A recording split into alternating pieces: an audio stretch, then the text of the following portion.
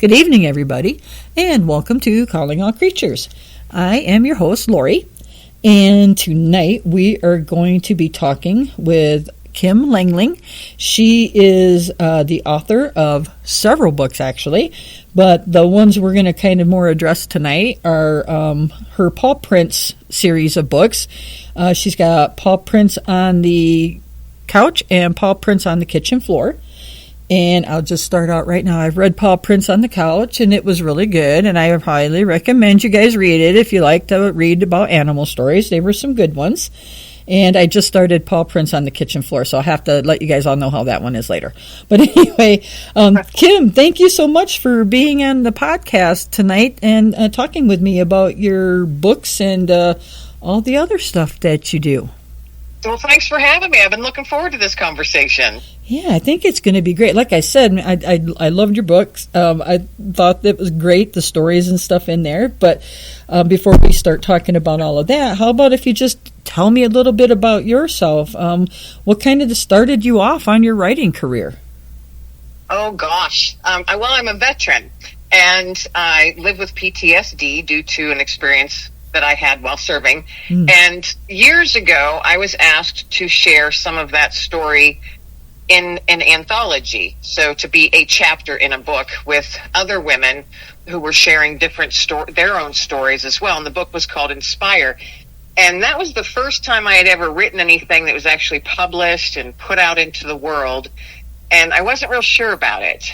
And because it was such a personal story. But I did it, and I thought, afterwards, I'm like, the feedback that I received was so positive, and maybe taking that tough stuff that I went through, and as long as it's worded the right way, it'll reach the right people, and it might help others who might be sitting in a dark spot and maybe have went through something similar.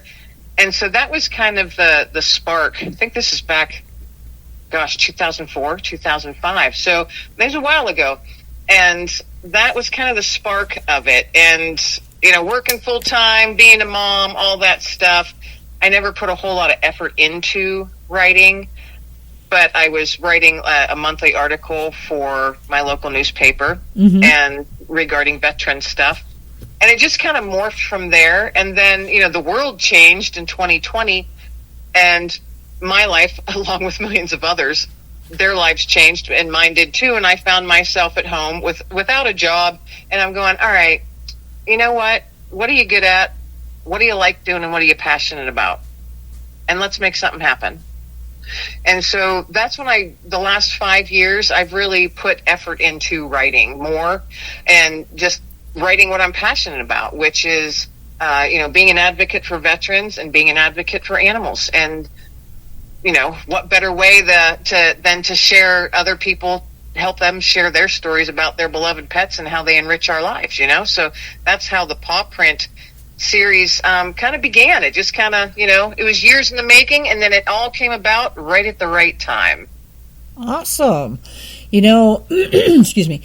I kind of understand a little bit about where you're coming, not in a sense where you're coming from for the veterans thing. I actually work as a dog trainer, and I'm working with a local organization here, Hero Paws, and I train service dogs for first responders and or ex-first responders, and then how awesome! You have to come on my podcast. Well, not only that, but we also train for veterans and stuff for the military.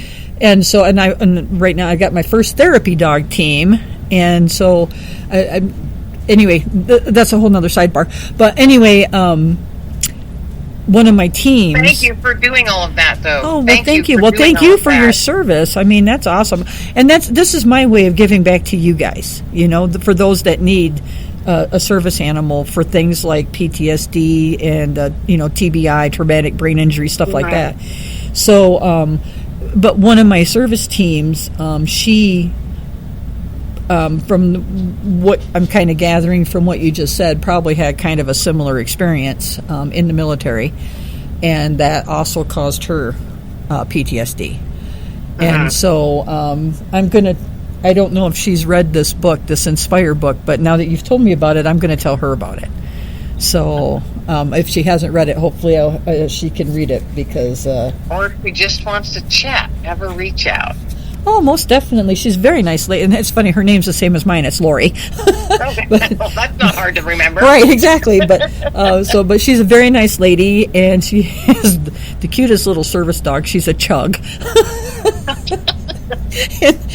Well, I don't want to get too off track, but it was so great because she decided, she kind of wanted her little Chug Lucy to learn how to create space for her. And so, but she's a Chug. So she's kind of small side, and so she got a little a little blinky light that she could put on the top of her harness. There you go. It was awesome to see her in the store with her little blinky light on. I love it. Oh yeah, awesome.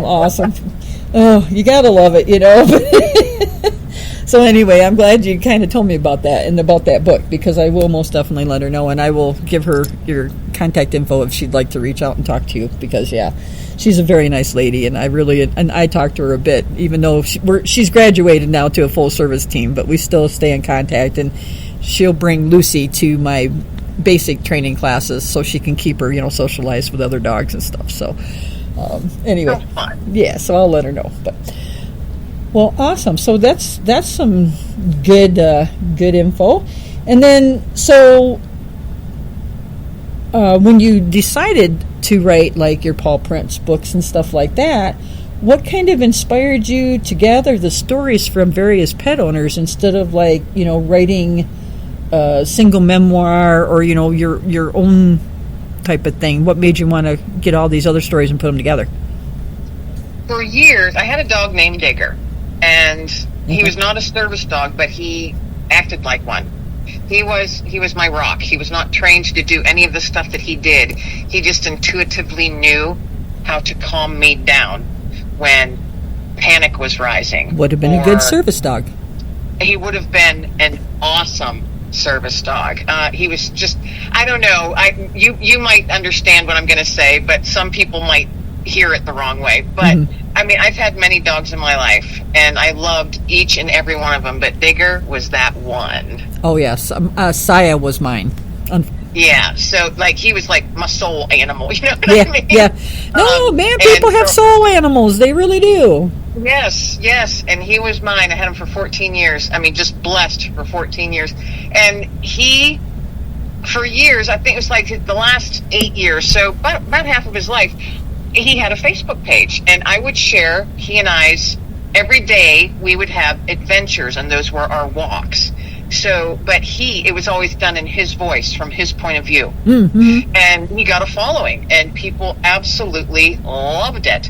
And I kept telling myself, these are going to be great to have one day. Maybe I can put them into a book one day. Well, that one day came, and I couldn't do it because all I kept doing was crying. Oh, yeah. And it's been about 7 years since then, and I have all of it put together, but I still can't finish it. It's just a hold up of mine. And they're all happy memories, but I still sit there and cry. So I thought, you know what? I know so many people absolutely love and adore their animals, and they're not just an animal. They are members of the family. And why don't I share just a story? And I'm going to reach out to some people I know and see if they want to share a story. And maybe I can put this all together, kind of like a Chicken Soup for the Soul type book, And so that was my thought process. So I reached out to a few people, and they're like, oh my gosh, how many stories can I write? I said, you can only write about one pet and one story. And then I went, no, you know what? You can write about 2 pets. So I'll give you 2 stories, but it has to be about 2 different pets. So, if you have a cat and a dog, whatever. And so people were just, I said, I'm looking for 15 to 20 people. Well, once word got out that those spots filled up so fast, and then I had extra, and I said, I'm sorry, I can't fit you all in this one book because it'll just be too big. I'm going to make a second one, though. If you don't mind waiting at least a year, I'll try and, I'm going to work and make a second one, which was Paw Prints on the Kitchen Floor.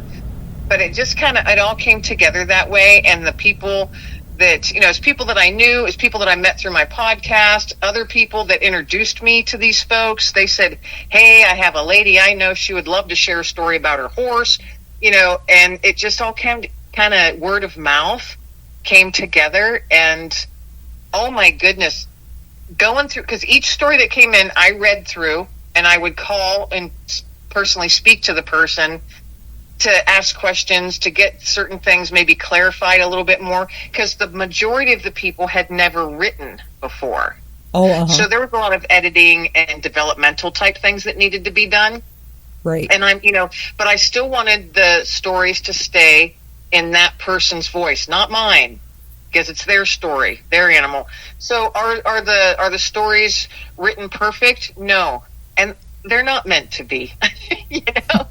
Well, life isn't perfect. They're meant to be real. Right.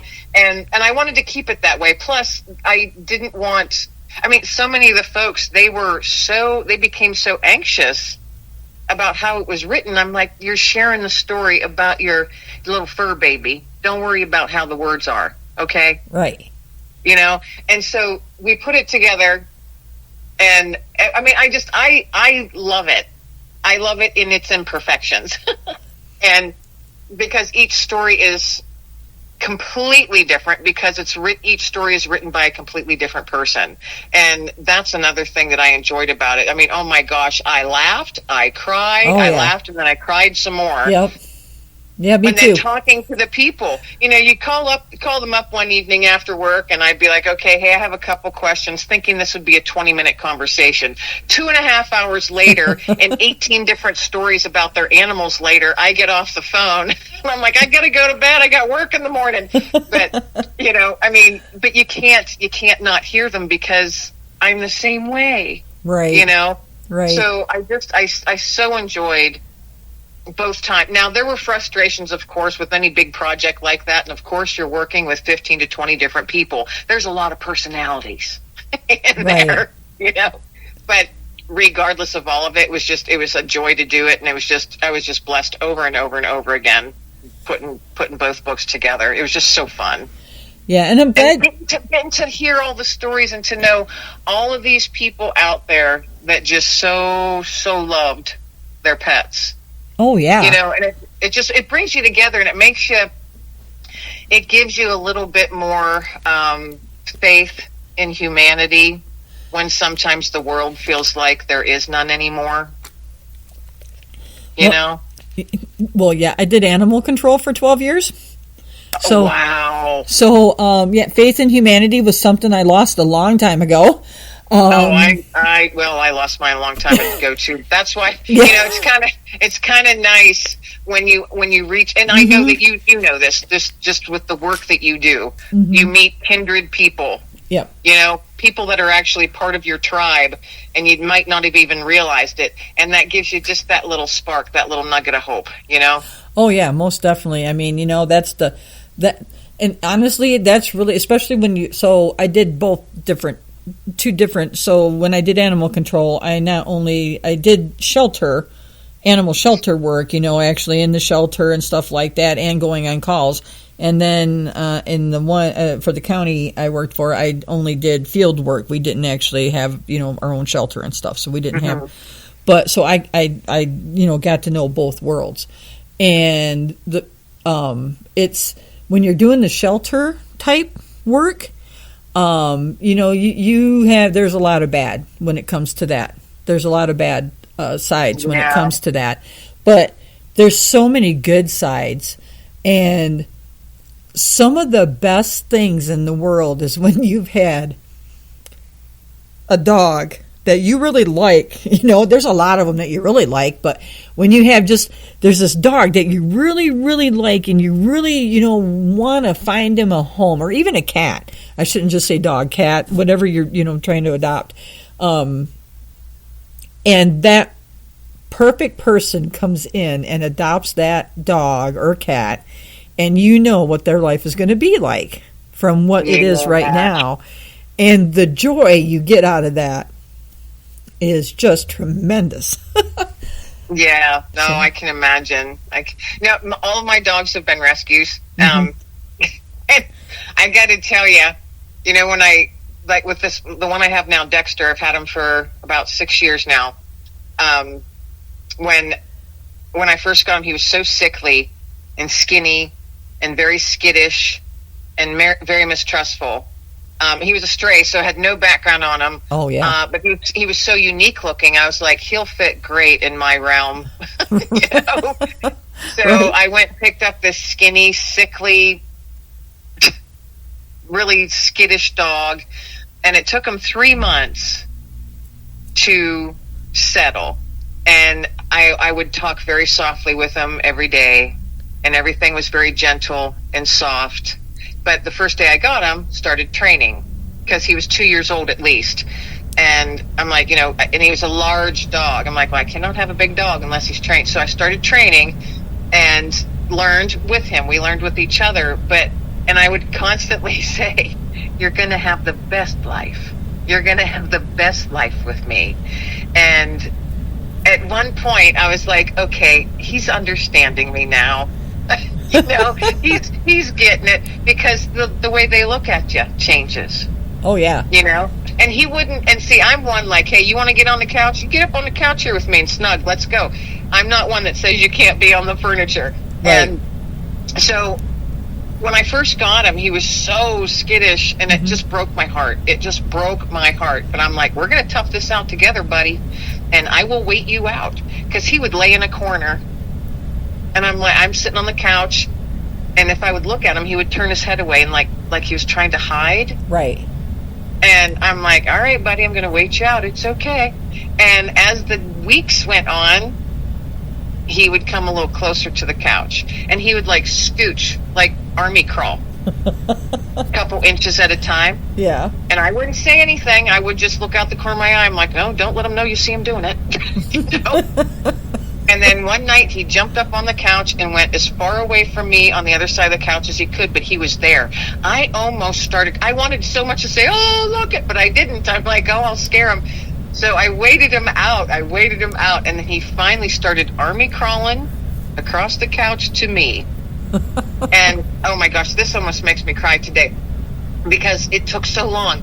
And he's a big dog, and so I'm sitting there watching TV, pretending I don't see him, scooting 1 inch at a time, and he finally got to me, and this is the first time he ever did this on his own. He put his head on my lap and did the biggest sigh. Uh-huh. And I just put my hand so gently on his head and just started silently crying. I'm like, there you are. Yep. Oh my goodness. Yeah. And I know I just went completely off topic or whatever. I don't think I even answered a question if you had one. But it's those moments. Those moments that make it so worth it. It is. I mean, and like you said with your, your book, and each story is from a different person, so each story is different, and you really do, feel each person's, when they're talking about their pet, the love they had for their pet and stuff like that, you really do feel it and stuff like that. And it's really, that's why I say it is a really good book to read, and I can't wait to finish the next one. And speaking of that, I may have to get a hold of you after the podcast, because there's a couple dogs that I'd like to mention to you that might be good stories. Just saying, or good to go into a book. I want to do a third and final Paw Prints book, and this one would be called Paw Prints on the Front Porch. Uh-huh. But I had a tough time getting people to want to share their stories. I had 15 lined up already, and more than half of them dropped out for various reasons. And I thought, okay, I don't know what's happening here. A lot of people had big personal things going on. Right. And then I had a big personal thing happen. I'm like, okay, this is my sign that this just isn't, don't rush it. It's all going to come together the way it should. So I'm still going to do it. So if you've got some dogs that have stories they want to tell. Well, I mean, they're just... Let's do it. So, because I still have a handful of people waiting, and they said they will patiently wait. And there's no rush. There's, obviously no rush for this, but the third and final one will be called Paw Prints on the Front Porch. So I figured, awesome. 3 is a good number for a series. So, well, the one of them I'm just kind of thinking of that might be good for the Paw Prints book. Have you ever heard of Stevie the Wonder Dog? that sounds kind of familiar. He's a yellow lab that has the wobbly syndrome. Oh, yeah. Stevie, I was saying he would be a good one for... Oh, yeah. And his mom, and it's funny because I follow him because I had them on my podcast a while back. And his mom, she posts videos of Stevie and doing stuff, and a good part of the time, either she's talking to Stevie in it, or she writes, hey, friends, or it's the dog talking. Yeah, exactly. It's the dog talking, yeah. And it's really cool. So I was then her and I would probably be kindred spirits because that's how Digger back in the day for years shared all his adventures. Exactly, and that's all his adventures with his mom, which was me. He called me Lady Mom. Yeah. And, she has Stevie out there doing his puddle dancing because he loves it when it rains. He goes out there and he gets in, because he's got the wobbly, so his feet go. It looks like he's dancing. So he's out there splashing in those puddles, just having a great time. Yay! Yeah. Yay. So yeah, Stevie was one I was thinking it might be a good addition to a story in your book, just because she has some good ones. And then the other one I was thinking more along, I don't know if it would just be for a story in your book or if you might be interested in just writing a book. I don't know if they'd be interested in doing anything like this, but have you ever heard of Cole the Deaf Dog? And No. Team Cole Project. So they're in New York, I'm thinking. Is it New York or New Jersey? Anyway, I think it's New York. And Chris, Cole's dad, adopted him from a shelter, and Cole is deaf. And so Chris has a deaf nephew. And so they actually train Cole using sign language, hand commands. Yeah. And he does know some sign language. And anyway, Chris has gotten Cole, he's a therapy dog. And Chris is a music teacher at one of the schools there. And so Cole goes to work with Chris every day with the kids, because Chris is helping to teach the kids that a disability is not a liability or an inability. That just because you're different doesn't mean you can't still do what you want to do. And then on top of that, they also go visit the veterans' homes. Oh, awesome. Yeah, and so Cole has many veteran friends and now Chris has actually adopted, I want to say, is it three more? And they're pit bulls. So they're pit bulls. So that's another thing. He's also, a big advocate for the pit bulls and showing what these dogs can actually accomplish. And so he's adopted 3 other ones. I can't probably remember all their names. I know it's Cece, Alice, and Sully. And Sully is actually both deaf and blind. And then the other 2 girls, I think, are just deaf. But they're all... Oh, and Alice has a cleft palate. So they're all working as I don't know about Sully yet, but the 3 of them are therapy dogs. So... Wow. I bet you all of their stories are beautiful. Oh, they are. I mean, and Chris is always posting. It's the Team Cole Project, or Team Cole is Cole the Deaf Dog on Facebook. Chris is always posting about stuff, and that would be, I think, if you wanted to write a really good book about something along those lines, where these dogs are proving that these are the things that can be done. So, yeah, there is. I don't know if you've ever heard of Michael Hinkson. No, I don't think so. He is a gentleman. He's blind, and he was in one of the towers on 9/11 with his service dog. And his service dog is the one who got him out. I do know. I read that. I read about him. Okay, I was going to say he wrote a book, and he's been on my show a couple times, and I've been on his podcast a couple times. And he is a big advocate, just like you were talking about, this gentleman you were just talking about, for, folks with disabilities. It's not, and he doesn't call them disabilities. They're just abilities that are different, and he's very, he's a big advocate for that, obviously, because he's blind. And his wife was disabled. She has since passed away, unfortunately, but his wife was disabled. So they both have service dogs. And and his dog that obviously has since passed away since 9/11. Right. But just, what an amazing story. Oh, what an amazing story. I know. It was, when I was reading about her leading him down all those stairs and everything and out of that building, it was amazing. But, like I said, service dogs can do so many amazing things once, when you work with them and train and you live with them they're your friend, your dog, Right. And they're trained for a specific purpose. I had asked him, I said, did you experience any fear? Mm-hmm. Like some of those folks that day, everything was just, there was fear in the air. And he said, actually, no, I didn't, because him and his dog, he goes, he couldn't see anything that everyone was fearing. Because he was blind. He said, so he goes, I followed my dog, and my dog knew exactly what to do. We were a team. And so we calmly were able to exit the building. It took a while. Mm-hmm. But he goes, we were eventually able to get out. And and I'm not doing his words justice, but the way he worded it, hop on my podcast and listen to that episode. Oh yeah, I'll have to. It was just really, just the way he worded it was so profound. And I'm thinking, people like me, because I have sight and I don't have a service dog. And until he described it that way, I never would have understood it. Right. And I was just like, oh my goodness, thank you so much for sharing that. Because he said, no, I didn't experience fear. Yep. And a lot of fears because people could see what was coming.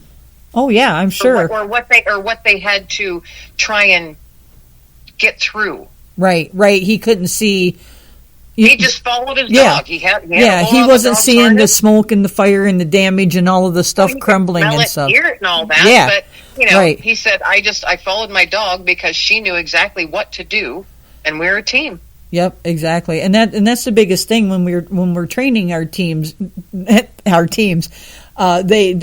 have to realize that they are a team, and it's like I'm always telling my guys, because we practice a lot of having their dog checking in with them, to make sure they're paying attention and they're focused on their handler and doing what they're supposed to be doing.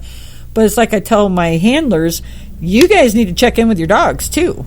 You guys are a team. You need to pay attention to what your dog is doing and what's going on around your dog and the people around both of you, because you have to be aware of things as well. So you guys have to work together. So it's getting them to understand that they are working with that animal as much as that animal is working with them. But then once it clicks and they start doing it, then they are working as a team. So just second nature. Yeah, so it's awesome though that she did that. Do you work with dogs for folks that have diabetes? Well, the organization I work for, she only, because we are a 501c3 and stuff, she only trains dogs for people like first responders or ex-first responders and military, ex-military and stuff. But say if someone was in that category that had diabetes, then we would be training to alert for that stuff, because we do train our dogs for alerting on things and different things like that. So for people that have medical conditions. Right. And, it's great if you have a dog that, just does it naturally, because then it's so much easier to do the training with them. But even if they don't do it naturally, there are certain things that you can do to help the dog realize, like, just say, for instance, someone might have a panic attack. It's not the same as diabetes, but say a panic attack or zoning out or something like that, then we can train that dog, to do several different tasks to kind of bring them back into focus and come back to themselves. So for, things like seizures and maybe diabetes and stuff like that, well, like seizures, and stuff like that, obviously we have dogs that alert and can get their person alerted so that they can lay down or sit down or whatever they need to do to stay safe. So do the dogs, now a friend of mine, she has it's not diabetes, but her sugar will tank. Yep. Quickly. Yep. And apparently when that happens, a human gives off some sort of scent. They do. It's like a sweet. Yeah, like a sweet kind of, well, we can't smell it, but the dogs can. Yeah, it's a sweet type of scent, yeah. And I found that fascinating because I didn't know that, because she got her puppy, and she was training that puppy to alert her. Yep. And I have a rare form of diabetes. And I was at her house for lunch one day, and we're standing there. Dog alert? But her dog, still a puppy, she was still, just in the beginning, like the first 6 months of training, she came and curled herself around my feet. And I went, oh, look, she's taking a nap on my feet. And my friend goes, no, Kim, check your blood. She's alerting you. Yeah. Yep. And I went, what are you talking about? She goes, check your sugar, sweetie. So I checked this is before I had a sensor or anything in my arm, but I had my glucometer. So I checked, and I went, oh my gosh, it's going really low, and I'll probably start feeling it in like 15 minutes. And she goes, here, drink some juice. Yeah. Yep. Yeah, you'd be amazed. And I was also learning, that was like kind of at the beginning of me learning how to take care of this weird kind of diabetes as well. Yeah. But I didn't, I was just like, oh, look at this sweet little pup. She just curled herself around my legs. And she's like, sweetie, she's alerting you. Yeah, we have so my boss, well, the lady that owns Hero Paws, the organization I train for, she actually also works full-time for Soldier's Best Friend. And so she trains service dogs, strictly military, ex-military for soldiers, but I do evaluations and stuff for their tests and stuff they have to go through before they become a full service team. So one of the ladies we actually had in soldiers, that's her dog alerted for, I think it was diabetes. Her dog would alert for that. So I want to say it was diabetes. I could be wrong. It might have been something else, but I thought it was diabetes. Something like that it would alert for. And then dogs are amazing. Dogs are just simply amazing. They are. And it was funny. One day I was working with someone. We were standing there talking, and it had not been the greatest day for me. So I was a little stressed. And we're sitting there, and her dog had come over, and he was like kind of putting, I don't think he was really sitting on my foot, but he was at least putting his, pressing down on my foot with his paw, kind of standing, and I was kind of laughing about it, and she let me pet him, and I was like, oh, and I said, he's giving me deep pressure therapy, isn't he? And she's like, yeah. I'm like, he knew I was stressing. Yeah. So yeah. Animals. If humans would just pay closer attention to how animals interact with each other. Yeah. Yeah. Exactly. I think humans would be better off. Any animal, not just dogs. Any animal. Any animal. Yeah. Exactly. I know. Watch the birds, how they take care of each other. You know what I mean? Any animal. Elephants. I don't know. I'm one that just loves animals, period, and I'm outside as often as I can be, and I'm out there talking to the birds and all the critters, and I feed them all, and I'm one of those people. Yeah. Yeah, I understand. There's a lot of people out there like that. I mean, I talk to my dogs. I don't talk so much to the wildlife outside as much, but yeah. No, I like the animals too. My golly, I have deer every night that come through my yard. Every night of the year they come through, and in the springtime and in the early summer they bring their babies through, and I'm always humbled by that, because I'll be like, well, look at you, mama, and your baby, thank you for introducing her to me and bringing her in. Right. To me, I mean, it's like, I don't want them to get so used to me, because there is hunting in Pennsylvania in November. That's just part of life. That's just how it is. But I'm always humbled by when the young mums bring their babies into my yard. Oh, yeah. Because they could stay in the fields and they could stay in the trees, but they don't. They're actually coming, and they're used to seeing me, because I'm out there, and it's always gentle. That's why I call it my realm. I'm like, everything that comes into my realm is safe. Yeah. As long as you stay in my realm, you're safe. We got the raccoon and the ringneck pheasant and the possum, and hey, but if you're a chipmunk or a squirrel, my dog's going after you. Sorry. Yeah.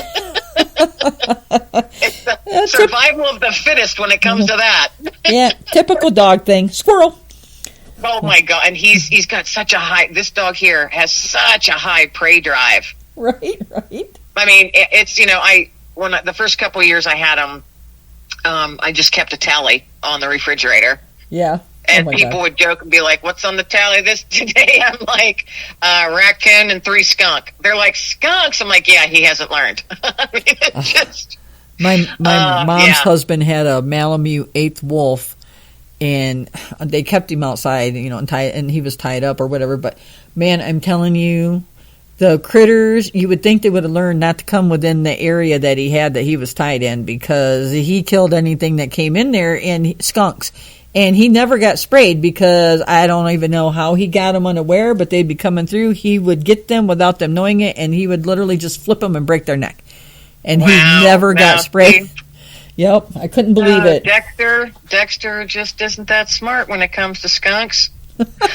Digger, I had him, like I said earlier, 14 years, and he never quite learned either. By golly, and there was a 3-week period of time he was sprayed 5 times.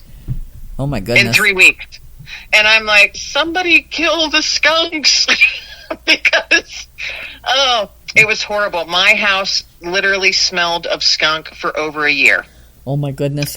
And whenever we had talked about off mic how it's humid, very humid where I live in the summertime. Right. So when that humidity kicked in the summer, you could smell it.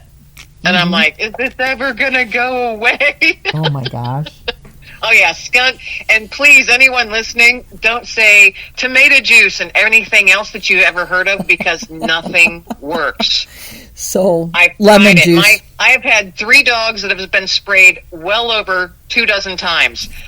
Nothing works. I've tried everything. We found lemon juice because animal control. Well, I'll be honest, I never got sprayed. When we had to trap skunks and remove them, I was lucky. I never got sprayed, but it's all in how you go up to the trap and everything and approach it. But, and of course, you usually have something in front of you so you don't get sprayed. But, one time I did it was a residual, the skunk sprayed, but the breeze caught it and kind of brought some of it back onto me. And, we used lemon juice, and it got rid of it. I was kind of amazed. Darn. Now, see, lemon juice I've never heard of. I know that skunk spray is an oil. Yeah, lemon juice is an acid. It sinks into your skin. I use Dawn dish soap. Yeah, well, lemon juice is like the acidy, and so acid and cuts that. Yeah, but I wonder if you mixed it with Dawn dish soap, because Dawn dish soap helps get rid of the oil. Now, see, here's the thing. I was a little sticky. That might work awesome, but if it's in their mouth and in their ears, yeah. It just stays. Well, yeah, I was going to say you're not going to want to put lemon juice in their mouth or anything. You might be able to clean a little bit in their ears, but yeah, no, my friend, one of my coworkers, another animal control officer, she's the one that told me, and she actually had some lemon juice spray. She had it in a spray bottle. And so she sprayed, because I couldn't go home and change because I lived a ways away. So she just sprayed me down with, I was a little sticky, but lemon juice got rid of the smell. So wow. Yeah. See, usually when it would happen, it's like the middle of the night. My dogs get sprayed. So I'm out there. I'm like, okay, well, time to get naked in the backyard again, because you can't, you just throw those clothes away. Yeah, exactly. Because my dog would come running at me, foaming and yiping, and then he'd come and shake. And then he's shaking all that crap. I'm like, all right, now I have to take off all my clothes in the backyard again and throw them away. I mean, it's because it doesn't go away, and I'm not putting stuff like that in my washer machine. Oh, yeah. Boy, the joys of being sprayed by a skunk. How fun. Yeah.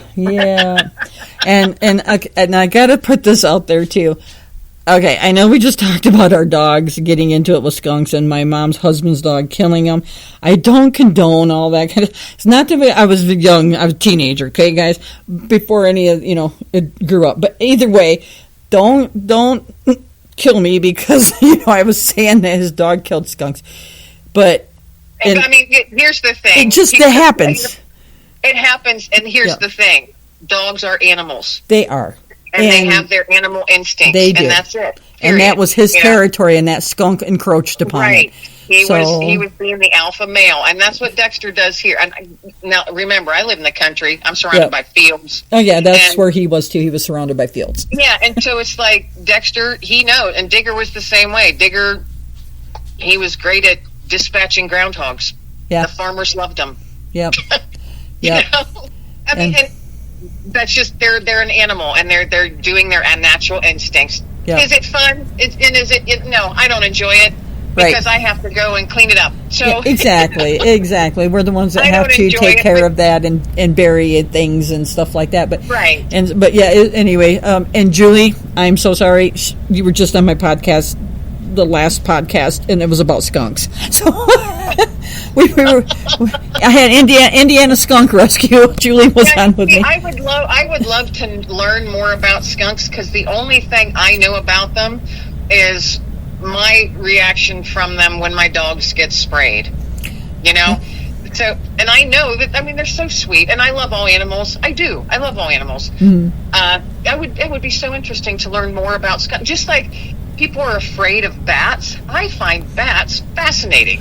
Actually, and they're wonderful for the environment. I had Bat World Sanctuary on with me out of Texas a while back. And then, actually, my next upcoming podcast, which I'm going to talk about, at the end of the podcast, which we are getting kind of close to, and still haven't really talked about the books too much, but that's okay. But anyway, so my next one is actually with a bat biologist, and we're going to be. She has put a book out, and though I don't have it right next to me. It's the Wonderful World of Bats. It's Wonderful World of Bats, or the weird. I'm sorry, the Weird and Wonderful World of Bats. And that would be fascinating. Yeah, it's an awesome book. I'm almost done reading it, and I've got about 50 more pages to go. And the beautiful, beautiful pictures, photos in the book. I mean, they're just gorgeous pictures that she's got in there. And it is just chock full of all sorts of information that you might want to know about bats and stuff, different species of bats, the vampire bats, the straw-colored bats, the Egyptian fruit bats, and African fruit bats.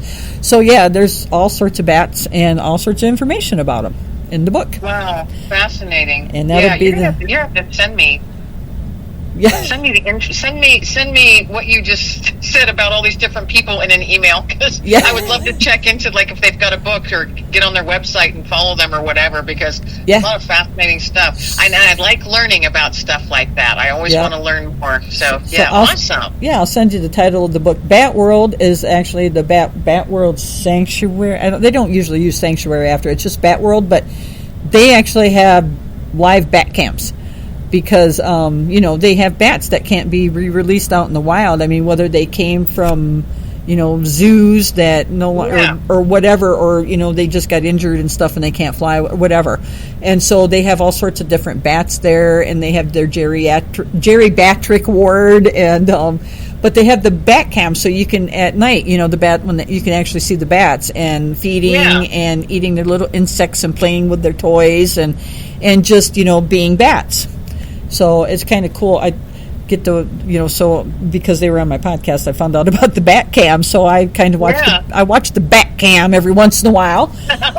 So, there's all sorts of different cams out there. I'm sure people don't even know about. I had, I got to think of the name of it's a marine aquarium in Florida. They're the ones that had Winter the dolphin. And they actually have marine cameras, and so you can see the dolphins and the sea otters and the pelicans and stuff like that they have there at the the ones that can't go back out into the wild. 'Cause, like Winter, she had that prosthetic fin. That's right. Yeah, I heard about that. Yeah, okay. So unfortunately, Winter passed away a couple years ago. Yeah, but they still have. They had a second dolphin that came in that I'm thinking also had to have a fake fin. She had something anyway, and she was in with Winter. But so they still have her. They have several dolphins there, but they have a camera. How cool would that be to be in Paw Prints on the front porch, even though they don't have paw prints? Yeah, well, you could always contact. I'm sure That's right. I'll send you the name. Excuse me. Go ahead. Oh, I was just gonna say, I'll send you the name of the aquarium, and you can always ask them. They might. Yeah. Well, I just love learning about all this animal stuff. I love it. This is so fun. International Wolf Center. Cam all winter. I was watching a cam, a bald eagle. Yeah, I was watching them. Sunny and Gizmo. Yeah, I was watching those. Oh, were you? I watched them the whole time, and then they as the baby eaglets got bigger, and then they finally flew off, and they're now all on their own. Yeah, Jackie and Shadow have the empty nest now. Jackie and Shadow, that's right. Now there was 3, and the third one didn't make it. Oh, yeah. At the very beginning, because it was just too tiny and just wasn't able to make it. But Sunny and Gizmo, or Shadow and Sunny and Gizmo, yeah. Sunny, yeah. And I mean, and they do every once in a while. Were you watching? Like they would post something on Facebook and say, "Oh, look, they're doing a flyby of the old house." Yeah. I'm like, look, they are. They're thriving. Yeah, how fun. Yeah, I watched that one all winter long. Yep. And then International Wolf Center, they have the wolf cam set up, and they actually, I think they just got in a couple new, because they're like a educational type center too. So they have wolves in like natural habitats in Minnesota. And so, I mean, they're big enclosures, but they're more of a natural. They have their dens, and they're in the woods, but they have cameras set up so you can see them. And I think they've got a couple young, I don't know if they're pups or just young adults that they just got, because then they'll, people come in and learn about them and stuff like that. They're like their ambassador wolves, and then they have some of the old ones. And so, so you can watch the wolves too. Oh, that would be, they all sound really cool. See, then I would be watching those all day, every day, and I would get nothing else done. Yeah, it's hard to balance that stuff. Yeah, no, seriously, because once, like with the bald eagles, I was like, oh, is there another post today? Yeah, gotta watch what's happening. Yeah, you'd be amazed at all the cameras. You become very invested in it, You do sometimes. Especially when you're watching it from like the beginning, and they're like eggs, and then all of a sudden, they're getting hatched, and then they're growing, and it's really kind of cool to see, especially like with the eagles, because they mate, for life and stuff, and so they're coming in and they're taking care of, and seeing that family interaction is kind of, really cool. It was fascinating, and I loved watching how, like, when the young ones were learning to flap their wings and just getting ready to fly. Yeah. And they would trip and fall over, and but they wouldn't fall out of the net, because I'd be like, oh, they're gonna fall out of the net. But when I can't remember which one flew first. I can't remember. I think it was Gizmo. I want to say. I think it was Gizmo. When I saw that, I almost started crying. What was? I thought it was. There you go! Look at you go! It was just amazing. I thought it was funny because the second one, she didn't want to leave the nest. She was having a little more trouble leaving, and so that's when Shadow. He's like, "Hey, I got the fish over here in the tree. If you want to eat, you got to come over here." It was fascinating though to see how they interact with each other. Yeah. They have their own body language, their own verbal language. How they. It was. I found the whole thing fascinating. Yeah, really cool. I liked how the eagle, Jackie and Shadow would like stare at each other and gaze into each other's eyes and stuff. That was pretty cool. Or they would kill each other off every once in a while. Yeah, well, you got to have your fights so you can make up. That's right. Oh my goodness! How cool! Yeah, that was pretty cool. All right, I guess we should go back to talking about your books and stuff. Now that we've completely gone off track for everything else, but that's okay. So another thing I wanted to kind of ask. So, with your stories, and like you did mention that you had a couple in there that were actually told from the pet's perspective. So what kind of made you want to actually do some of those from that narrative instead of sticking with just the person? I mean, was it... Because they're human. They're humans wrote them that way, and that's how they submitted them. And that is true. And that's how I always share the stories of my dogs, from their perspective, not from mine. That is true. So I like when I come across other people that do that, because for years, with Digger's story, it was always told from his perspective. Right. And that's just how I write, from the animal's perspective. Now, in Paw Prints on the kitchen floor, the introduction Dexter gives. Yeah. Yeah, I saw So Dexter tells it. So it was, I got such a kick out of when a story would come in from someone. I'm like, oh, they're writing it from the cat's point of view. Awesome. And I don't know, for me, because that's how my brain goes. There's certain animals you can look at and you're like, I know exactly what you're thinking. You little turd. I know exactly what you're thinking of doing right now. And so, I would just come up with full conversations. And it's so fun when you meet other people that have that imagination and that creative thing, and they have that deep connection with their animal. Right. Because there's, to me, that's, you just get it. I don't know, when I would share those stories, when Digger would share his stories, and I shared them clear up to his last day from his perspective. And then the only story I shared from my perspective was the after. Right. He had passed away. But it was in a dream form. And people were so thankful. And they said, because they're like, oh my gosh, they were so invested in Digger. They said, we're sitting here sobbing. And knowing that you had to say goodbye to him today, we've been crying all day long. Right. Because I would share, this is, every once in a while, he'd be like, well, Lady Mom says, I know I'm really tired. And she says she's okay with saying goodbye to me now, but I had to stick it out. I had to make sure she was okay. Because I've been with her for so long, and I don't know what she's going to do without me. But she said it's okay, and I'm tired. And she said she'd let me go when I let her know it was time. And so those were the conversations. Right. And people were like, we were literally sobbing our eyes out, knowing that day that you were saying goodbye. And it was about 3 weeks later that I popped on and shared a dream from Digger's perspective, but it was my dream that I had. But it was Digger talking to me in my dream. And people were saying, and he was letting me know he was okay. And he was thanking me. And I shared that story. It's in the end of the first book. Mm-hmm. Yeah. It's called the Special Visit. Yeah. And it's not written very well, and that's okay. But I was very distraught when I wrote that, and I said it's staying this way, and this is how it's going in the book. Yeah. So, but people, I still get messages from people all these years later saying, I just came across this story, and thank you. Thank you so much, because I just had to say goodbye to my cat or my dog or my horse or my iguana, whatever the case may be. And they say it settled me down a little bit and made me feel much better. Right. And to me, that's what it's about. I don't want every story in these books to be the final goodbye. That's not the point of the stories. That's Right. not the point of the book. Because the final goodbye, think about it, folks, that's just one day. That's one day.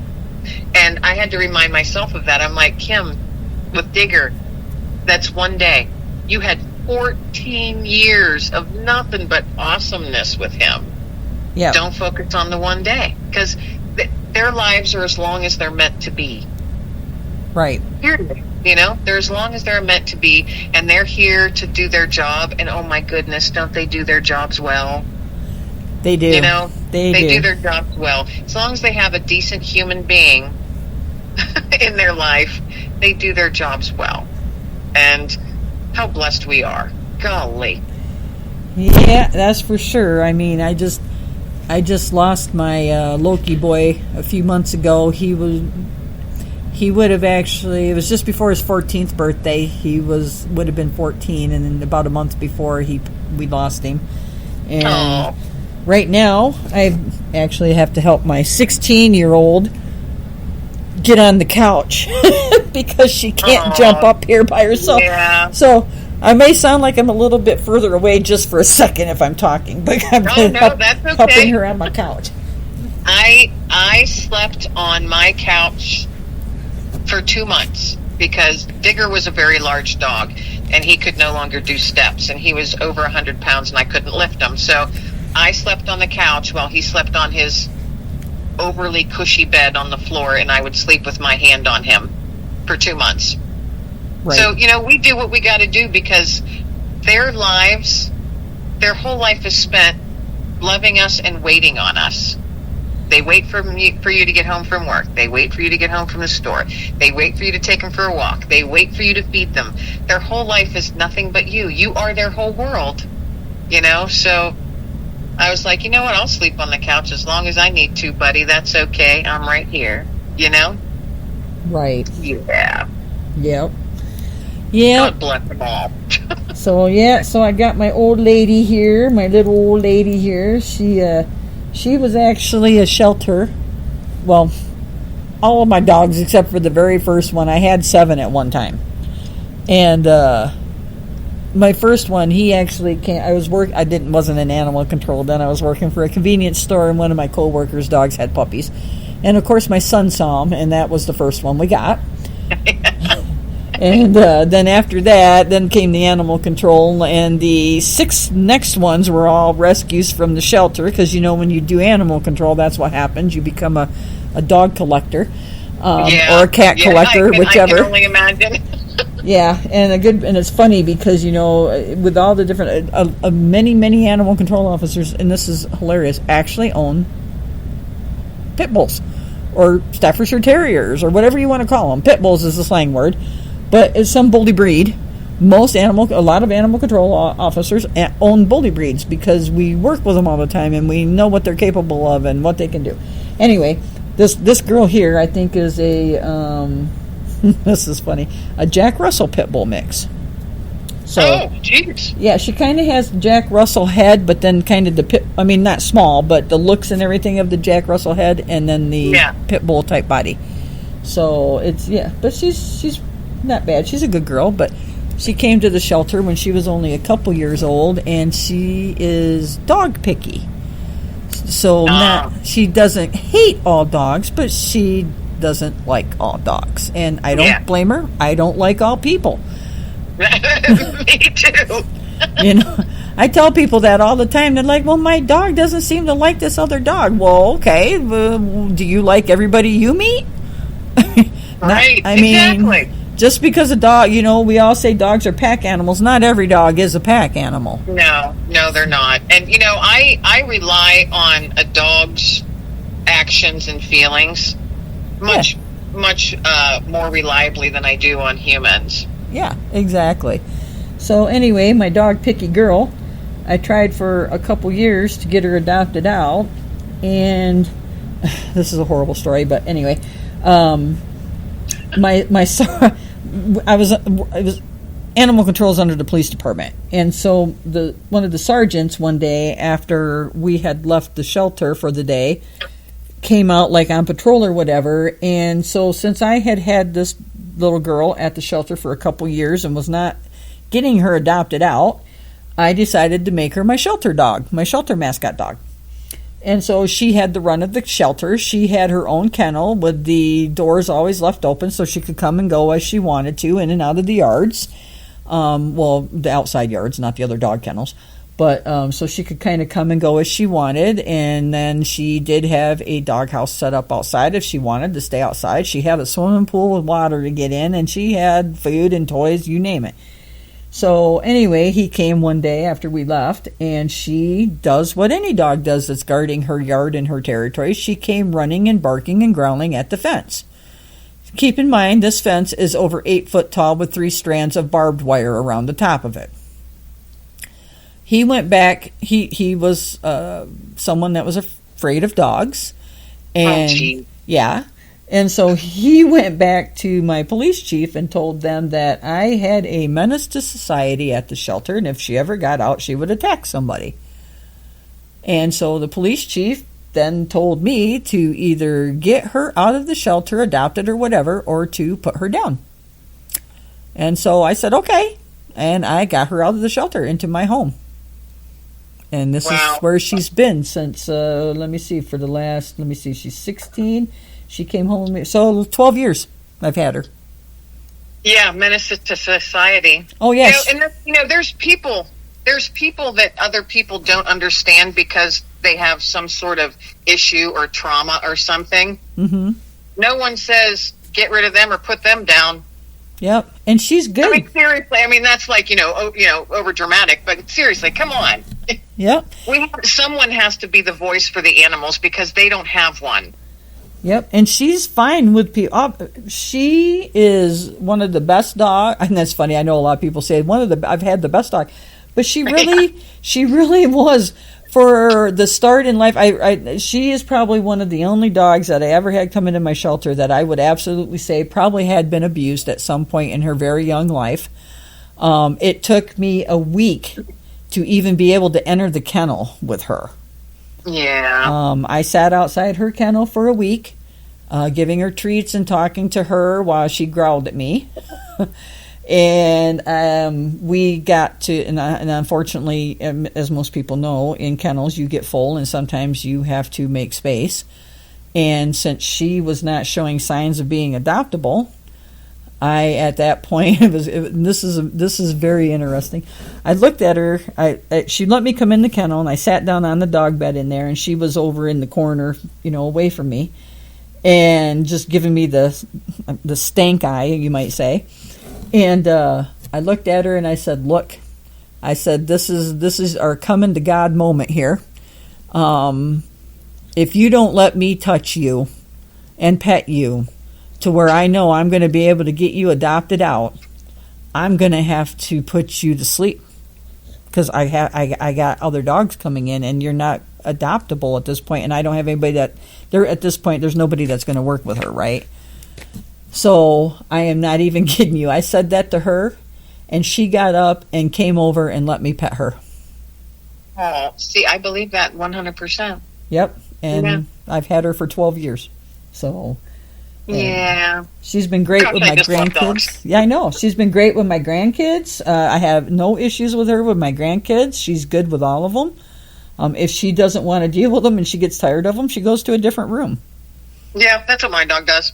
Yeah, and the kids don't follow the dog. We train the kids just like we. Exactly. Yes, and you have to. Yeah. Yep, exactly. Yeah. So that is my Misty Mays story. Wonderful. Yep, and so now she's lived to the ripe old age of 16 and hoping to make. Well, she's got quite a few months yet before the 17th birthday comes, but she's been living her best life. She has. She has. She's got it made with the treats and the love and everything. So she's. Oh, heck yeah. That's how the dogs in my house have always been, too. And people joke. They're like, wow. Like when I got Dexter, they're going, does Dexter have any idea how lucky he is? Right. I'm like, maybe not yet, but he will. Right. Exactly. That they know I spoil my dogs rotten, and that's okay because they should. And most dogs coming from a shelter have been through something. Oh yeah, most definitely. I mean, what really interests me is all the people, and believe me, I've probably heard so many stories you wouldn't even believe some of the stories. But what interests me is the people that bring the dog in because they're having whatever issue it may be with the dog, whether the dog is pottying in the house or it's barking too much or jumping up on people, knocking the grandkids or the kids down. When you look at them and say, well, have you tried to do any training with the dog? And the answer you get is no. I'm turning it in. And it's like, oh, okay. And then they say, no, I'm turning it in to you because I don't have time or I can't deal with the problem, blah, blah, blah, blah, whatever. Okay, and then they turn right around and look at you and go, but I know you'll be able to find it a good home. And I turn around and look at them and go, yeah, because here's the thing. I got to find a good home with someone who's now willing to take on the problem that you weren't willing to take on. That they created. Yep, exactly. Yeah, you don't get a dog and you have, like I said earlier, you have a dog, you got to train it. Yep. In the right way. Train it in the right way. It doesn't need to be forceful or mean or anything in any way. Yeah. Learn, and if you don't know how to train a dog, then learn. Yep. Or go to a trainer. It doesn't cost that much. No, it doesn't. It doesn't. At the very least, you could YouTube it. Yep. I mean, my basic dog, my training classes, and here we live, we're in a pretty rural area, and it's not one of the higher income areas, but myself and at least one of the other trainers, maybe a couple of we do a 6 weeks course for basic commands, and then we also do an advanced class at 6 weeks to get them canine good citizenship certifications if they want to go that route. But we don't even charge $100 for those 6 weeks of classes. Yeah. So it's like you can't afford $90. Well, that's okay. I'm $90. You can't afford, $100 for a 6 weeks class to train your dog. What does that equate to? What, like $15 a week, something like that? Come on. Well, equate it to the pet's lifetime. You know what I mean? Well, yeah, exactly. How worth that $90 is worth it to have a well-adjusted animal within your family.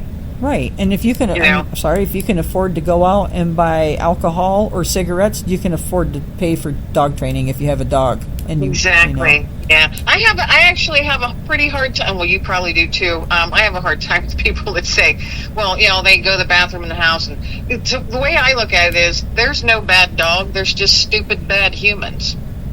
Yeah, for the most part. You've got it, and I know that's being mean, but you've seen way more than I have.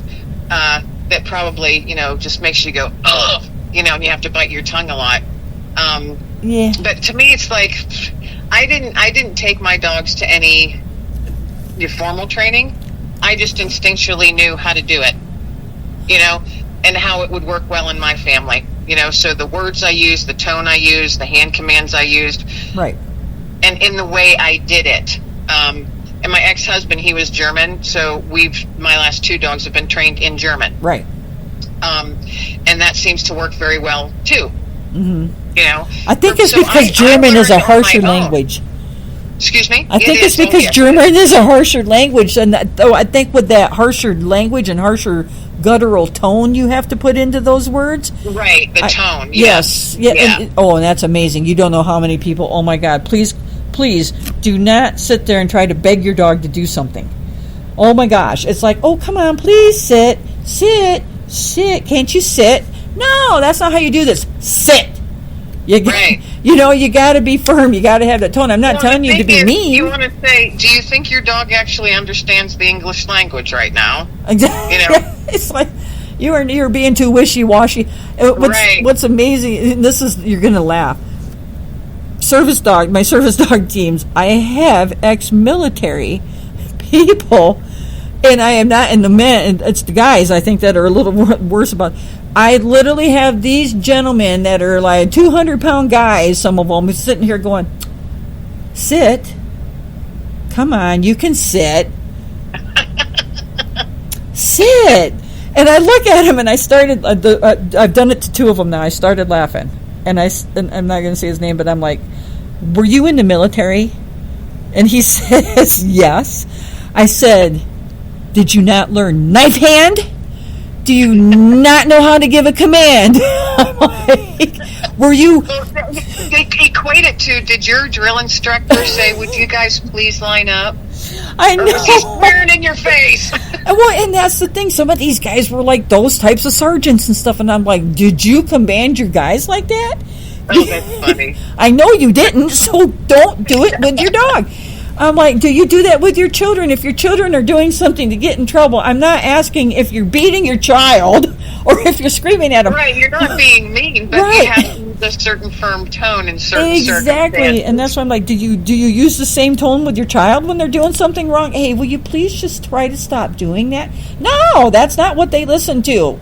I'm not saying, okay, everybody out there listening, I'm not condoning child abuse or anything like that either. You don't scream at your child. That's what I'm like, me either. It's the tone that you have to use. Yes, and now it's funny with my dog, with Dexter and with Digger. I used to do it too, just to practice, because they were both trained in German. And every once in a while, if we're out in the field, because we're out in the field. I'm very rural as well, and I would let them. They're not on a line or anything. They run free, and living their best dog life. But if I called them back, they better darn well be back to my knee, sitting beside me. And every once in a while, instead of using the tone, I would use a softer tone, and they literally never heard me. Yeah. Wouldn't even acknowledge. But as soon as I used the right tone, they perked right up, and they just come running back. Now, they're not afraid. Right. That's just, they know what they need to do. And they just come running back. They want to please you. Yes. They want to please you because they love you. Yes, they do. That's positive reinforcement training, and that's what we do. And, and it works wonders, but you still need to have that firmness of tone so that they know, they listen, and they know you're not messing around. you know, but yes, it's amazing to me, some of these people that do that kind of stuff, and I'm like, no, you got to have a firmer tone. And then the women is like, do you have a mom voice? Do you have children? And if they say yes, I said, do you have a mom voice? Yeah, then use it. Yeah. Use it. I have a mom voice. My dogs listen to me. I am their alpha in this, although people are trying to get away from using alpha for the dogs and stuff now. But I am their leader in this house, and they listen to me. I mean... Sometimes I'll laugh. This is like a joke that I have between me and the dog. I'll be like, Dexter, who's the boss in this house? And he'll give me a look like, Mom, we both know the answer to that. Right. Oh, yeah. Oh, of course. Of course. I'll be like, I am. Of course. Mine are too. They've got so me wrapped. Funny. Oh, yeah. But it's like, I mean, just for example, my daughter and son, when they were younger and both still lived at home, and we had our first dogs. And like you, they get on the couch. Obviously, I just helped my old girl up on the couch. But so the dog's on the couch. My daughter wants to sit down. There's nowhere to sit but where the dog is. Of course, we're going to make the dog get down because we are humans, or we're going to make them at least move and give us a spot to sit. Right. So, she's like, get down. Come on, get down. Chance, get down. And I looked at her and I said, what are you doing? She's like, I want him to get down so I can sit down. And I said, well, you're not going to get it to him to get down using that tone of voice. And she's like, well, what do you mean? And I looked at him and I said, Chance, get down. And he immediately got down, and she just looked at me. I said, you don't use the right tone. Anytime, and then even after she moved out of the house, she would come over here. The dog would never mind her. He always, me and my son, immediately, but he would never listen to her for anything. And I'm just like, funny. It's your tone of voice, and I keep telling you that. But, and then after a while, he just got used to it, and he wouldn't listen to her because he was just like, yeah, you ain't making me do anything anyway. Right. Well, they know. They do. Know. They do. So she would get so mad, they though. They can get away with stuff, but, Yeah. They are just like kids. Honestly, they're like toddlers. Exactly. That's why I'm like, okay, women, mom voice when you're giving commands. Guys, if you're in the military or you're in the police department or something. You have dad voices, too. Dad voices, yeah, there you go. Dad voices. Good grief, people. Tone of voice means a lot. And saying their name. That's another thing people don't realize. Dogs listen to people talk all the time. So how do they know if you're talking to them unless you use their name? Right. So, sometimes you might have to do that, Yeah, because they do. What a good point to bring up. Dogs, because it's like Charlie Brown's mom. They hear it all day long, every day. Wah, wah, wah, wah, wah. Exactly. And then they hear their name and they perk up. They're like, oh, what am I supposed to do? Exactly. And that's why I tell people doing that too. When you're training your dog, if he's not you might need to use his name because they're used to listening to you talk all the time. If you say the name, you might get more attention. That is such a good point to make, though. I mean, it's so common sense, but I never even thought of it that way. Yeah. Your dogs hear you talk like your dog and my dog. They've been listening to us talk for over an hour now. Yeah. And unless I say his name, he's completely ignoring me and sleeping on the couch right now. Yeah. Mine just jumped down and walked into the other room. So, yeah, I mean, that's she's tired of listening to you. Yeah, I mean, exactly. She's like, are you ever going to get done talking? Are you done yet? But, but that's the thing, and it's, the things you learn from someone who's doing dog training. But, and I tell people, that all the time. It's your tone of voice. You got to use their name. And I literally tell them, too. I said, you do understand that you're not here for me to train your dog. You're here for me to train you to train your dog. Exactly. And then they kind of look at me. Human. Yeah, then they look at me and I'm like, and then the light bulb goes on.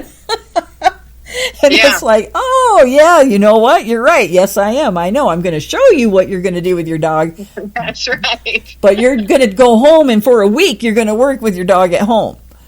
So, because this is what it's all about, is working with your dog, bonding with your dog, and being a team, and also, on top of that, figuring out the pecking order, and that you're the leader and the dog is the follower, because that's what dogs really want. They want a leader. They don't want to, these dogs that, try to bully their humans and stuff like that. A lot of that time, it's because the human isn't taking charge and isn't, being the leader. And this dog now feels that they're the ones that got to take charge and be the leader. And they have all this weight on them. And you see such a change when you start to actually switch that and you become the leader and you start giving them structure and you and stuff like that. You will see a totally different dog. They will change. Yep. Routine and structure. Yep. So important. Consistency. So important. Yep. Consistency. Absolutely. Yes, consistency. Yep. And patience. You have to, because every dog is different. Every breed is different. Yep. Just like people, every person is different. No one has the same personality. Same thing with dogs. And, and I had to remind myself that, because Digger was just so ridiculously smart. He was taught something one time and he never forgot it. He was ridiculously intelligent. We only gave him a command one time. He never would forget it. It was just crazy. I would laugh and say he's half human because he understood everything we said. Now, I had to remind myself when I got Dexter, he is a different dog. Right. He is not Digger. And therefore I have to let his personality come out and work with that. Right. And it took months. So, you do have to have patience because it took at least 3 months. But I trained him from the first night I brought him home. Even though he was sick, I started training gently, And he is, I still have to do reminders, like little reminder trainings, out in the backyard with him. Yeah, most definitely. And I had to remind myself, though, he's not Digger. He's a completely different dog with a completely different personality. Right.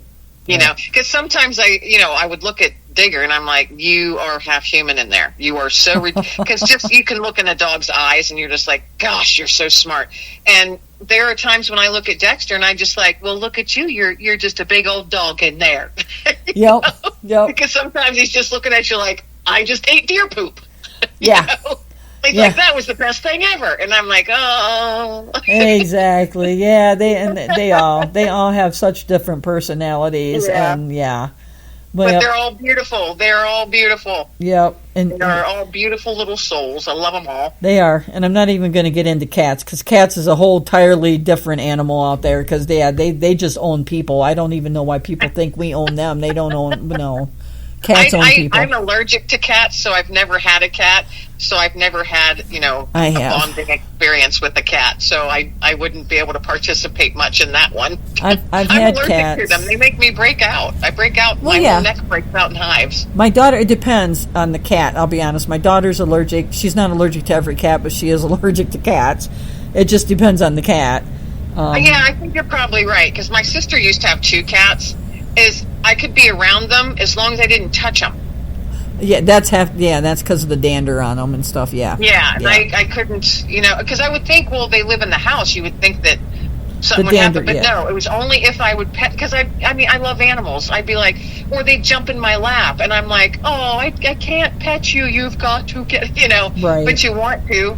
But yeah, my whole neck would just break out in hives. It was kind of a scary thing. So. Yeah. No, I've had a couple cats over the years. The one I'm more of a dog person, and my dogs I can't. My one I have now, she doesn't like cats anyway, so I wouldn't have a cat. But my first cat I had was a big. We lived in the country, and actually someone dumped a male and a female cat at my mom's house, and of course the female was pregnant, and so we ended up with kittens. And me and my brother kept 2 of the kittens, and my mom ended up with a bunch more cats because she kept other first 2, but.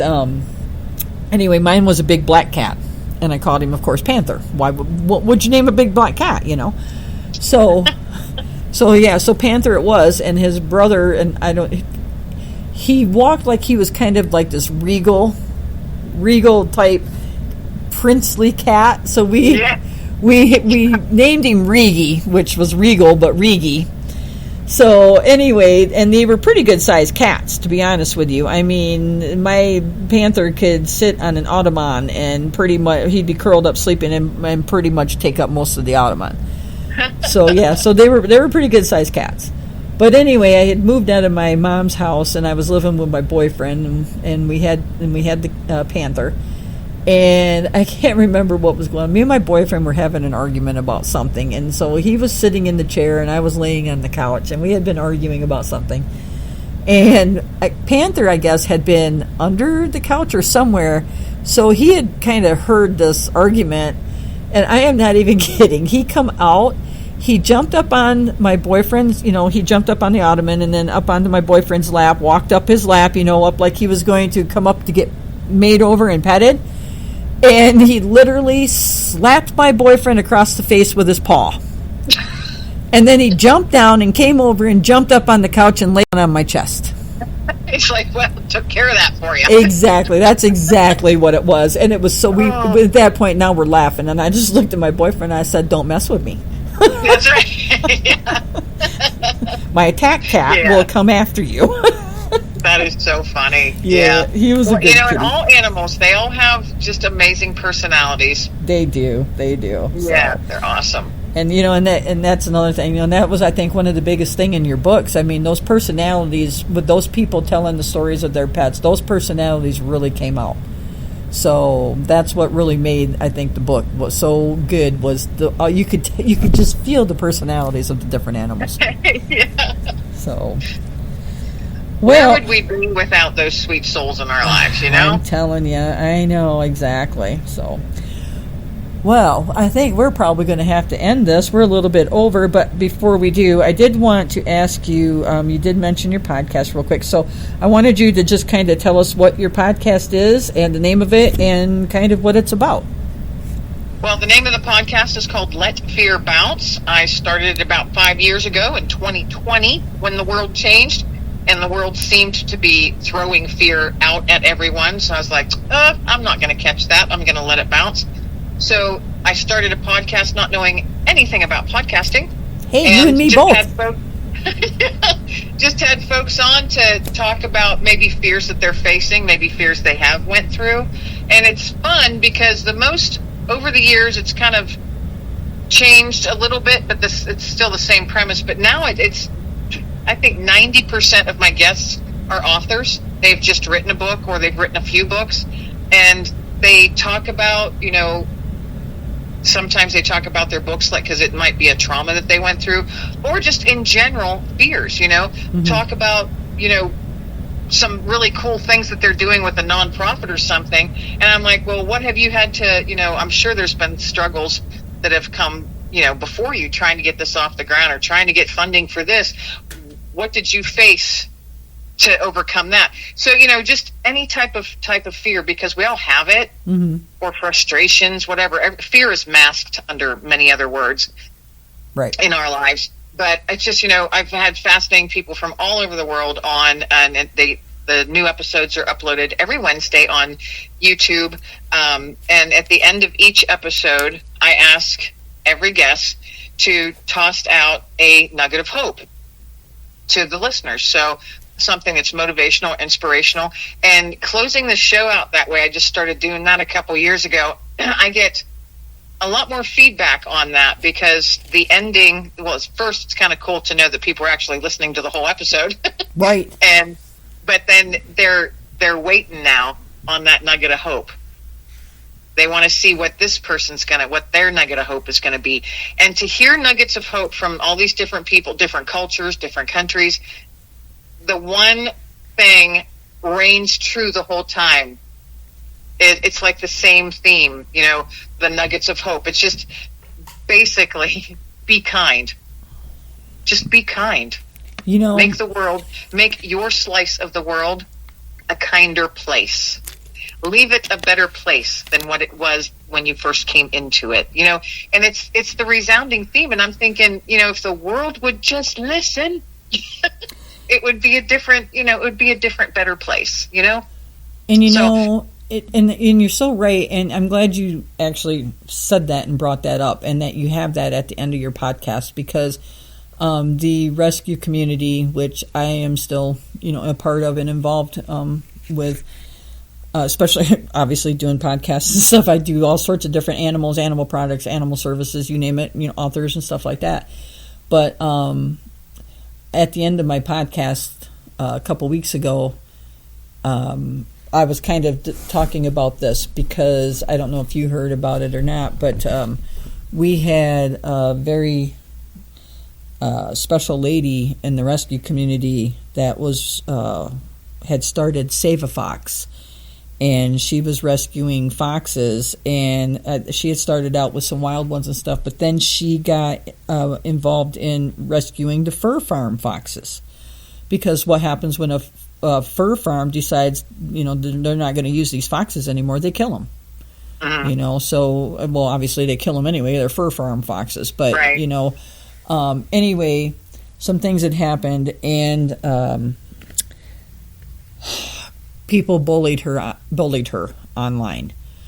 Is this the one who passed away recently? Yes, it's Michaela. Mm-hmm. I saw that came across my Facebook feed. Yeah, I did not actually talk to Michaela personally, but I did have one of the volunteers from Save a Fox was on with me, and we talked about Save a Fox and all of the great work and stuff that they had been doing. And someone had actually posted what a lot of the bullying was about, which I think is, I'm not going to get into the whole story, but it was it was stupid, it was senseless, and I don't even understand why it was an issue, what was going on. But anyway, they made it an issue and they bullied her, and she already had some problems anyway. She had been, I don't know, she had autism. It wasn't, the huge, her husband actually came out and did a very, very touching video, and so it's not like I'm making things up or read this stuff. This is what her husband actually said. So she did have a slight autism and stuff like that, and literally on her personal Facebook page, she even was always trying to help people deal with autism if they had it, and helping people, and they could contact her and she would talk to them, and things like that, and try to help them out if she could. And so because of a bunch of people going online and bullying her to the point she just couldn't take it anymore, she took her life. So be kind is a very, very good thing. Right. And there's literally keyboard warriors, I'm sorry, there's no place for you. Nope, there you sure want to isn't. sit there and be a big bully and you think you're all big and bad because you're sitting behind a keyboard and no one's ever going to see your face. Yep. One day, someone will. Yep, exactly. I mean, just leave it at that. One day, someone will. You will have to face judgment one day. Yep, exactly, and they will. And and it was horrible. A lot of the rescue community has put a lot of stuff out on Facebook in her memory, and stuff like that. And literally, I mean, exactly. If you, it's funny because parents always tell their kids, if you don't have something nice to say, don't say anything at all. And that is so true. If you cannot be nice, keep your mouth shut. You don't need to say anything. Scroll by. Don't pay attention to it. I mean, if it's something that, if the person you want to talk about, in this case with Michaela, it wasn't like any type of cruelty or anything like that was going on, from my understanding. But yeah, so if there's no reason for it, don't do it. I mean, there's no kind of cruelty, abuse, and this isn't just animal. This is people too.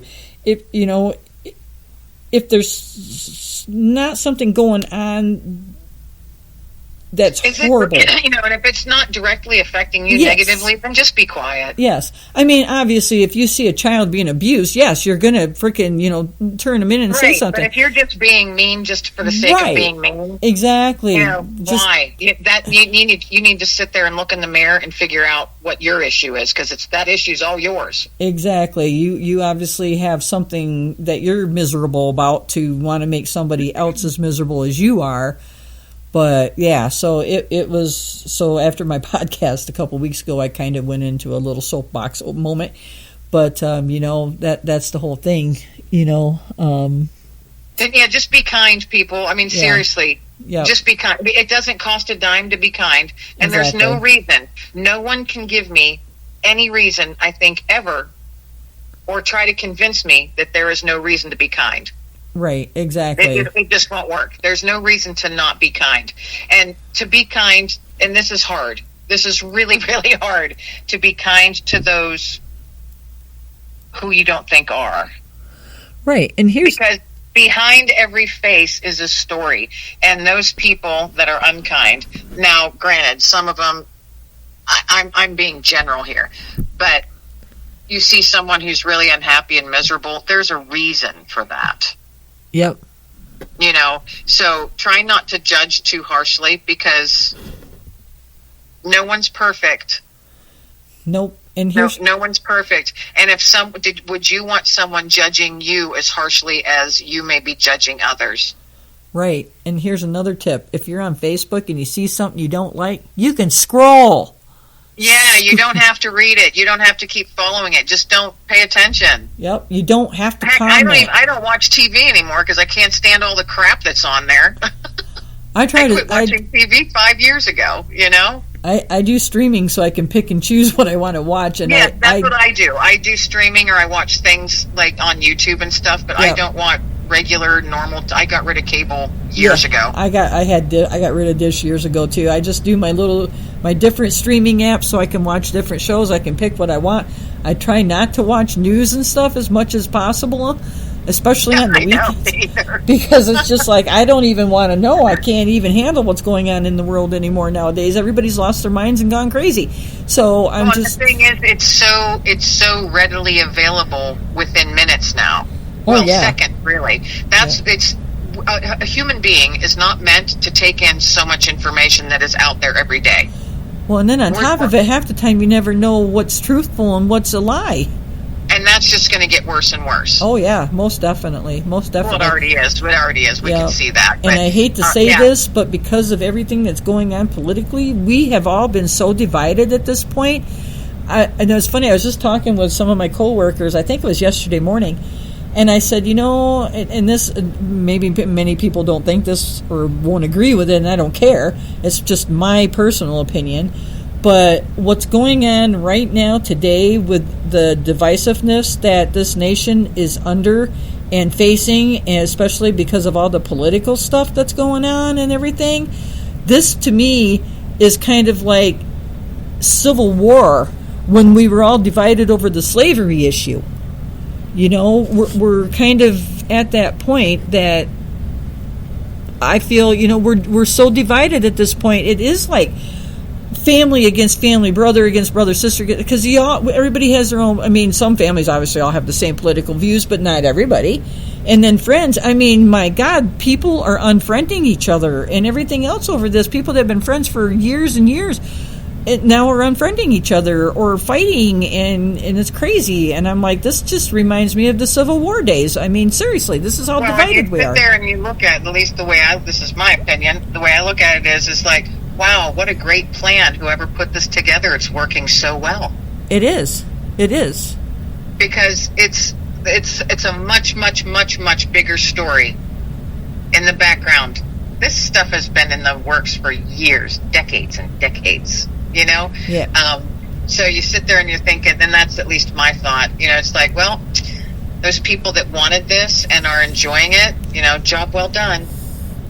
I'm not going to participate in it, because I have a little bit more discernment than others, and I also don't believe everything I hear or see. Yeah. Actually, I never ever believe everything I first hear and first see. I do my research. Right, exactly. And I don't do it through mainstream media. I do actual research. I don't listen to the media. That's rule number one. Yep. Yeah. So use common sense and discernment, and my best advice is just turn the TV off. yeah And people quit fighting over political crap. Right, go outside and take a walk instead. I know, right? There's so many other things that literally it's crazy, the people that are unfriending each other over this. It's like, my God, people, what is wrong with you guys? It's I just stay out of it, and I'm like, nope. I just go for another walk with my dog. You know, I try. And I do. It's not worth the energy, the negative energy. It's not worth it. Nope. And I have other things to worry about and to take care of. Yeah. So. And I know, and it's funny because I have family members and friends on both sides of the curtain, and I see them posting on both sides, and I'm just like, okay. I'm not saying anything either way, so I'm just staying out of it. I never do, and I never post anything, ever. like that. No, I very rarely will post anything. It's very rarely. It just causes arguments, and it turns people into these keyboard warriors. And Yeah. I don't have any respect for a keyboard warrior. No, I don't either. Especially if they're not able to back anything up with facts. They're just reposting memes. Exactly. It's like, okay, do your research and convince me. But otherwise, I don't want to hear anything you have to say. Exactly. Yeah. Well, and that's all I have to say on that. I know, right? Let's get off of that topic. And we're gonna end this anyway. But where can everybody find your books if they would like to buy them, and if you want to give out if you have a website, any information on that, if people would like more information on you? All the books are available on Amazon, and they are actually discounted, through tomorrow, because Amazon Prime Days was the 8th through the 11th. So I decided to discount the books for those few days. So tomorrow at midnight, they go back to their regular price. So they are on discount right now on Amazon. But best place to find me and all that I'm doing and everything, what's maybe coming up, and, hopefully in the near future, the Paw Prints on the Front Porch book submissions will open up for that. All on my website, and the website is just KimLenglingAuthor.com. So it's just my first, my last name, author.com, and that's kind of the one-stop shop. And the contact goes through Dexter, because he is my office manager, and he gets all the messages to me. So there you have it. You go, Dexter. Such a good office manager. He tells me when I need a treat. He tells me when I need to go for a walk. He's an awesome manager. I had a couple on a while back that started an organization called Tripods because they had a German Shepherd, and he ended up with an osteosarcoma. Anyway, they had to amputate one of his legs. Mm-hmm. And so he was their chief fun officer. There you go. Yeah. Yeah. Yeah, everybody has to have a chief fun officer. That's right. That is right. Or a furry office manager, whichever the case may be. There you go. Yes. And not just dogs. I mean, I know many cats that like to be, those little office managers. They're right up there on those keyboards while you're working to supervise. Don't you think they're not thinking, you better spell that word right? Oh, they're awesome. Oh, they are. Well, Kim, it has been just a joy to have you on tonight, and we just kind of threw most of the questions to the winds and just had a really good discussion instead, which is much better that way anyway. I like that much better. So it's fun. It's fun when we just kind of go with what's happening. Exactly. Those are the best conversations. Yeah. Well, thank you very much for having me on. It's been a true pleasure. I enjoyed it. I did too, and I will shoot you an email with the info and stuff like that, and the names for like Cole and Stevie and stuff like that, just so you remember, just in case. So. No, wonderful. No, I appreciate it. Yeah, because I definitely want to go and follow them and see what they're doing. Oh, awesome. Yeah, most definitely. Cole is awesome. I love Cole and Chris. They're really good people and dog. And you'll love Cole too, because he wears a Superman costume because he's because his liability it's a super ability. So that's right. Mm-hmm. Oh, how awesome! Yeah, now I can't wait to look it up. All right. All right. Well, Kim, I know it's pretty late where you're at, so if you want to jump off, you can. I'm just going to announce my next couple podcasts coming up. Or you can stay on and listen to that if you'd like. It's up to you. All right. Well, thank you once again for having me on, and I hope you have a wonderful rest of your evening out there. All right. Well, I hope you do too. I'm sure you'll probably be heading to bed a lot sooner than I will be. Right. Yeah. Well, thank you once again. Take care. All right. Thanks, Kim. We'll talk to you soon. Thanks. Bye-bye. Bye. All right, everybody. So that was a great podcast. I hope you guys enjoyed it as much as I did. It was awesome talking to Kim and just having a good old conversation with her about different things and animals and all of that. So I hope you guys liked it as well. So the next couple podcasts coming up is Fascinating Facts About Bats. I am going to have Allison Brokaw on with me, and as I mentioned earlier, she is the one that wrote the book, The Weird and Wonderful World of Bats. Or it's The Wonderful and Weird World of Bats. I think it's The Weird and World. I don't have it right in front of me, guys. I'm so sorry. But anyway, so she wrote that book. And like I said, it's got beautiful pictures and stuff like that in it. Awesome photographs. If you guys are interested in bats, I highly recommend getting the book. It is all about bats. I mean, you learn a lot of really cool stuff in there about them, all sorts of things. So if you do want to know about them, that's the book to get and read. And tune in for the podcast on July 24th, because that's when Allison will be on, and she'll be talking with me about bats and about the book that she wrote. So I'm looking forward to that. I do like talking about bats. And then on August 7th, I am going to have, and I hope I say her last name right, Erin Manley. I'm so sorry if I didn't say that right. She's with Pet Partners, and she is going to come on and talk about Pet Partners and the service dog work and stuff like that Pet Partners does. And they also have a pet walk that'll be coming up in September that she wants to let everybody know about, where you guys can go out and walk with your dogs and raise money to help veterans and service members, ex-service members, stuff like that. So I'm kind of excited to have Erin come on and tell us more about Pet Partners and the pet walk, especially since I train service dogs. So it's going to be a really good podcast. I hope you guys will be able to come back and listen in on that one. So don't forget, July 24th, we'll be talking about bats with Allison. And then on August 7th, we'll be talking with Erin about Pet Partners, service dogs, and the pet walk coming up in September. So I hope you guys will be able to come back and listen in.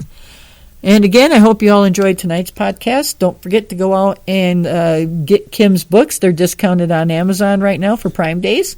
And you guys are going to like them. You're going to enjoy them. They're really good. And like I said, the personality of these pets really come out from their humans telling their stories. So I'm so glad she was able to come on tonight and talk about all the stuff we talked about and a little bit about her books. So, all right, everybody. I hope you all have a great weekend and stay safe. I hope you all had a great 4th of July. I hope your pets and everything stayed safe on the 4th of July. And if unfortunately did happen to get out, that you were able to go and find them at your local shelters or maybe at your neighbor's house if they had them. But I hope you guys all had a great 4th of July. Mine was pretty good. And again, I hope you all stay safe this weekend and come on back and listen on the next podcast. All right. Good night, everybody.